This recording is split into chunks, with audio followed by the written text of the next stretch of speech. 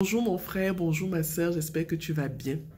Je souhaite partager avec toi l'expérience que j'ai vécue cette semaine avec l'une de mes proches qui était entre la vie et la mort et que j'ai dû transporter de toute urgence à l'hôpital parce qu'elle saignait abondamment.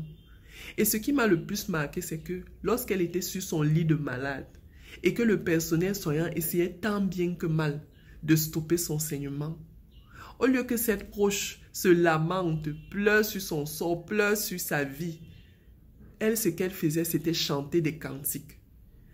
Et le personnel soignant se rendant même compte qu'il n'avait plus la compétence requise, ils ont décidé de la référer parce qu'il était question qu'on lui donne des poches de sang. Et pendant que moi, j'étais là avec les autres, les accompagnateurs, on paniquait sur comment on va la mener, on va même la mener comment, ça va même se passer comment. Elle, ce qu'elle continuait de faire, c'était chanter des cantiques et le saignement qui continuait. Mais à un moment donné, dans ses prières, dans ses chants de cantiques, pendant que nous on essayait de voir comment la référer, le saignement s'est miraculeusement arrêté. Même le personnel soignant ne peut pas nous expliquer. Ils ont seulement dit que ça s'est arrêté.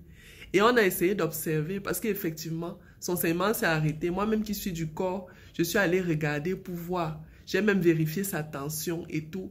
Moi-même, qui était en tant que garde malade, je suis venue, j'ai vérifié la tension. Effectivement, elle ne saignait plus. Et la tension remontait. Parce qu'à un moment, sa tension avait totalement chuté. Dans ce cas de figure, je souhaiterais vraiment que nous réalisions à quel point le Seigneur a agi dans la vie de cette proche qui n'a pas paniqué. Certes, elle avait peur, mais au lieu de paniquer, au lieu de stresser, elle chantait juste les cantiques du Seigneur. Le Seigneur s'est révélé à elle.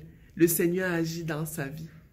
Et aujourd'hui, dans l'évangile de Marc, Jésus encore se révèle à moi comme le bon berger.